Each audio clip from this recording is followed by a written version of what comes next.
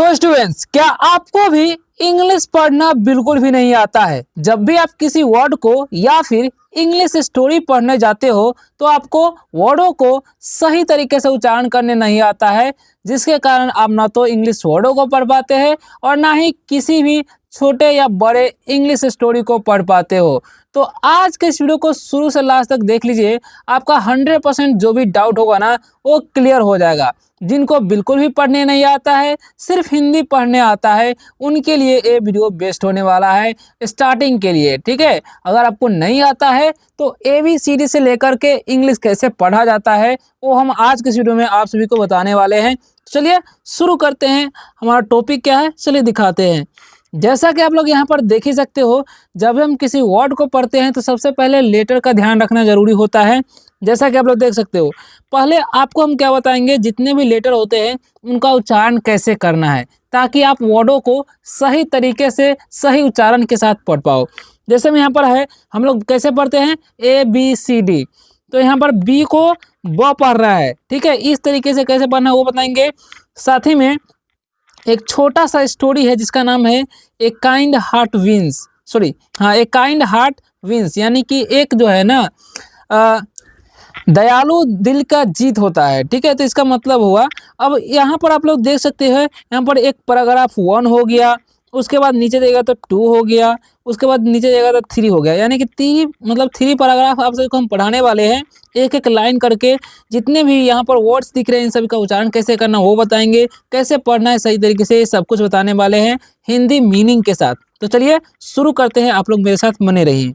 तो देख सकते हो आप लोग, सबसे पहले आपको अक्षरों को पढ़ना सीखना है, जैसा कि आप लोग यहाँ पर देख ही सकते हो। ठीक है, तो कैसे पढ़ना है जरा ध्यान दीजिएगा ताकि आपको बाद में दिक्कत ना हो। देखिए, बी को बी नहीं पढ़ना है, बी को पढ़ना है ब, और सी को सी नहीं पढ़ना है, स पढ़ना है। डी को ड पढ़ना है, एफ को फ पढ़ना है, जी को ज नहीं ग पढ़ना है, एच को ह पढ़ना है, और जे को ज, के को क्या पढ़ना है क, एल को पढ़ना है आपको ल, और एम को म पढ़ना है, एन को पढ़ना है न, पी को पढ़ना है प, क्यू को क पढ़ना है, आर को र पढ़ेंगे, और एस को क्या पढ़ेंगे दंत स, टी को ट, वी को पढ़ेंगे व, और डब्ल्यू को पढ़ेंगे व, यानी कि दोनों का सेम होता है। एक्स को पढ़ना है कश, वाई को पढ़ना है य, और जेड को ज पढ़ना है। तो ये आपको याद रखना है ध्यान से। अब कैसे इसका इस्तेमाल करना है, चलिए इंग्लिश स्टोरी में बढ़ते हैं और उनको पढ़ते हैं। जैसा कि आप लोग देख सकते हो, अ काइंड हार्ट विंस, यानी कि दयालु दिल की जीत होती है, इसका मतलब हुआ। चलिए अब आगे बढ़ते हैं और स्टोरी को पढ़ते हैं। पैराग्राफ 1 है, आप लोग मेरे साथ बने रहिएगा। कहीं पर भी कोई दिक्कत होता है तो कमेंट करके बताइएगा। तो हम करते वीडियो को स्टार्ट, और आप लोग कर दीजिए वीडियो को लाइक अभी तक नहीं किए तो। चलिए स्टार्ट करते हैं। तो जैसा कि आप लोग यहाँ पर देख सकते हो, ये पहला लाइन हम पढ़ते हैं। देखिए क्या लिखा हुआ, RAVI, तो रवि क्या हो गया, रवि, इसे हम क्या पढ़ेंगे रवि। रवि का मतलब क्या होगा, रवि। ठीक है, अब इज, इसे क्या पढ़ते हैं इज, ए यंग बॉय। ठीक है, तो रवि इज का मतलब क्या हो जाएगा है, यानी कि रवि है। ए मतलब एक, यंग, यंग मतलब युवा, यंग मतलब युवा या जवान बोल सकते हो। ठीक है, बॉय, बॉय मतलब क्या होता है लड़का, बॉय मतलब लड़का। ठीक है, तो अब इसका मतलब कैसे समझेंगे, देखिए क्या है, Ravi is a young boy, यानी कि रवि एक युवा यानी कि जवान लड़का है ना। चलिए तो आगे स्टोरी लाइन में क्या होता है, he lives in a small village. ठीक है, आप लोग मेरे साथ दोहराइएगा। ठीक है, देखिए क्या लिखा हुआ, ही मतलब वह, लिव्स यानी कि रहता है, क्या हो जाएगा रहता है। ठीक है, इन यानी कि में, ए मतलब एक, स्मॉल, SM है तो हम स्मॉल पढ़ते हैं, स्मॉल मतलब क्या होता है छोटा। ठीक है, विलेज, विलेज मतलब गांव। ओके, तो समझिए क्या होगा इसका मतलब, he lives in a small village, यानी कि वह एक छोटे से गांव में रहता है। ठीक है। चलिए अगला लाइन पढ़ते हैं, आगे क्या लिखा हुआ है। तो आगे लिखा हुआ है रवि, इसे हम क्या पढ़ेंगे, रवि, और रवि का मतलब रवि, और goes to school every, every day होगा आगे, देख ही सकते हो आप लोग क्या लिखा हुआ है, एवरी डे, ठीक है। तो अब इसका मतलब समझिएगा ध्यान से, रवि गोज मतलब जाता है, रवि जाता है, टू मतलब को, स्कूल यानी कि विद्यालय, ठीक है, एवरी यानी कि एवरी डे होता है साथ में, इसका मतलब होता है प्रत्येक, क्या होता है, प्रत्येक, डे मतलब दिन, ठीक है। अब समझिएगा मतलब क्या होगा। तो Ravi goes to school every day, यानी कि रवि प्रतिदिन स्कूल जाता है, प्रत्येक दिन स्कूल जाता है, ठीक है। अब है he is very kind and helpful, ठीक है, हेल्पफुल बोलते हैं। अब समझिएगा, ही मतलब वह, इज मतलब है, वेरी मतलब बहुत, काइंड मतलब दयालु, ठीक है, एंड मतलब और, हेल्पफुल मतलब मददगार, क्या होता है, मददगार, ठीक है। तो अब इसका मतलब क्या होगा, he is very kind and helpful, यानी कि वह बहुत दयालु और मददगार है, ठीक है। तो आगे बढ़ते हैं, नेक्स्ट इंपॉर्टेंट लाइन की तरफ बढ़ते हैं, और जो कि हमारा है पैराग्राफ 2। चलिए अब इसमें कैसे पढ़ना है, समझना है, वो जरा आप लोग ध्यान से देखिएगा, क्योंकि ये थोड़ा लंबा, मतलब इसमें थोड़ा लंबा लंबा वर्ड होने वाला है। अब देखिए क्या लिखा हुआ है, वन, ठीक है, इसे क्या पढ़ेंगे, वन, वन मतलब एक, मॉर्निंग, मॉर्निंग मतलब सुबह, ठीक है, यानी कि एक सुबह, रवि, रवि मतलब रवि, इज मतलब है, वॉकिंग मतलब टहल रहा, ठीक है, टू मतलब होता है को या से, होता है इसका मतलब को या से आप लोग बोल सकते हो, ठीक है। स्कूल मतलब विद्यालय या स्कूल भी बोलिए, है ना। चलिए तो अब समझिएगा ध्यान से, वन मॉर्निंग यानी कि एक सुबह, Ravi is walking to school, यानी कि एक सुबह रवि विद्यालय जा रहा है, ठीक है। अब आगे क्या होता है, the sun is bright, the road is quiet, ठीक है। अब द का मतलब कुछ भी नहीं होता है, तो द लिख देंगे, सन, सन मतलब क्या होता है, सूरज, इज मतलब है, ब्राइट, ब्राइट मतलब चमकीला, ठीक है। द का कोई मीनिंग नहीं हुआ, रोड मतलब सड़क, इज मतलब है, क्वाइट मतलब शांत, ओके।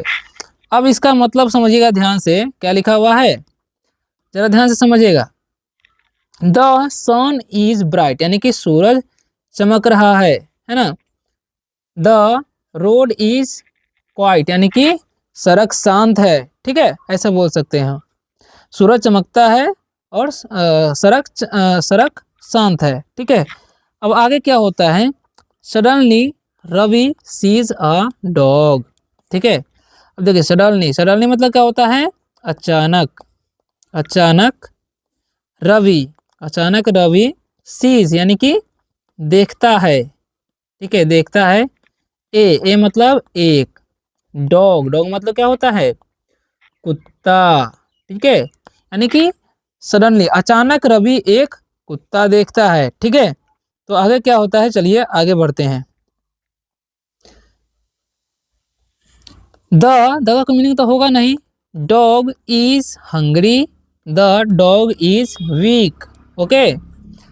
द का कोई मीनिंग नहीं होगा, डॉग मतलब क्या होता है, कुत्ता, ठीक है, इज मतलब है, हंग्री मतलब भूखा, द का कोई मीनिंग नहीं होगा, डॉग मतलब कुत्ता, इज मतलब है, वीक मतलब कमजोर, ठीक है। अब इसका मतलब क्या होगा, देखिए ध्यान से समझिएगा। तो देखिए द डॉग इज हंग्री यानी कि कुत्ता भूखा है, द डॉग इज वीक यानी कि कुत्ता कमजोर है, ठीक है, यानी कि भूखा और कमजोर है। चलिए the dog is sitting near the road, ठीक है। तो देखिए द का कोई मीनिंग तो होगा नहीं, डॉग मतलब कुत्ता, इज मतलब है, सिटिंग मतलब क्या होगा, बैठा हुआ, बैठा हुआ, नियर मतलब पास, द का मीनिंग होगा रोड मतलब सड़क, ठीक है।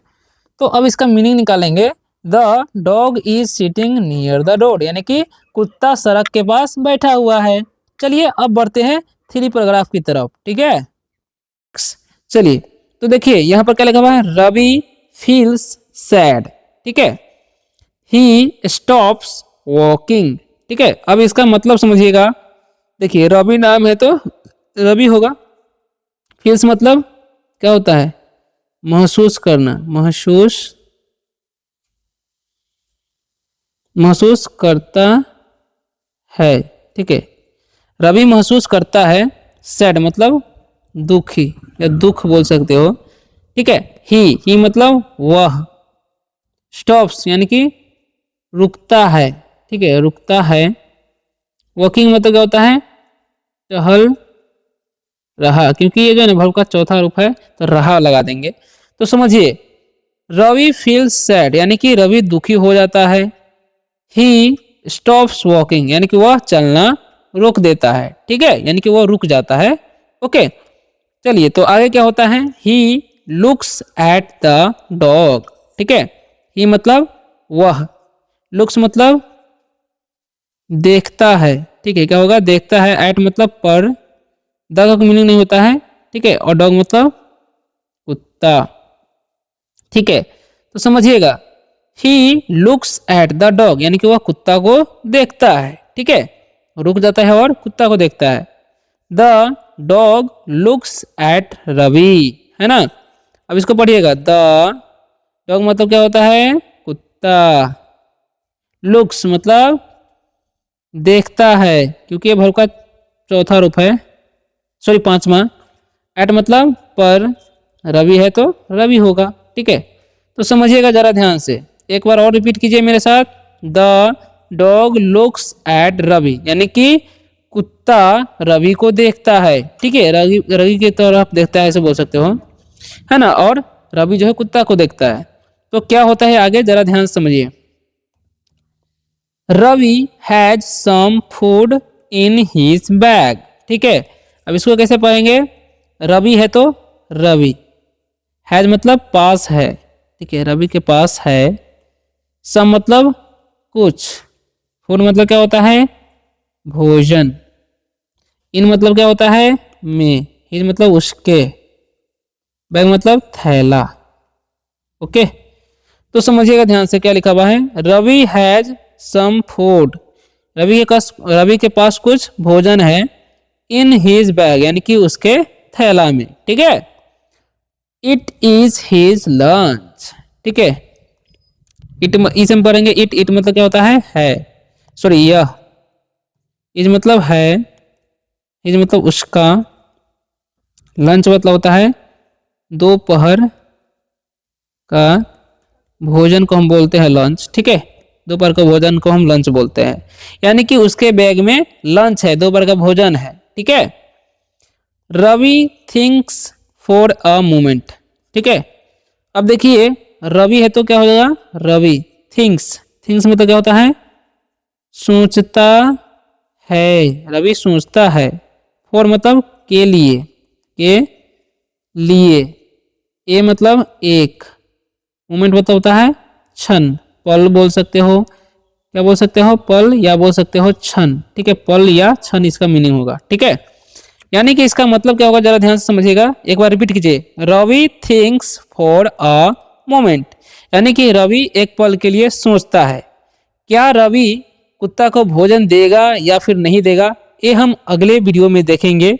आप लोगों को क्या लगता है, रवि जो है कुत्ता को भोजन देगा, ठीक है, यस और नोट कमेंट करके जरूर बताइएगा। अगर देगा आपको लगता है तो यस कमेंट कीजिए, नहीं देगा लगता है तो नो कमेंट कीजिए। और मिलते हैं नेक्स्ट वीडियो में। ये वीडियो कैसा लगा ये भी कमेंट करके बता सकते हो, अच्छा लगा तो वीडियो को लाइक करके शेयर कीजिएगा उन दोस्तों के साथ जो भी इंग्लिश पढ़ना लिखना बोलना जीरो लेवल से सीखना चाहते हैं। मिलते हैं नेक्स्ट वीडियो में किशोर शानदार टॉपिक के साथ, तब तक के लिए बाय बाय, टेक केयर।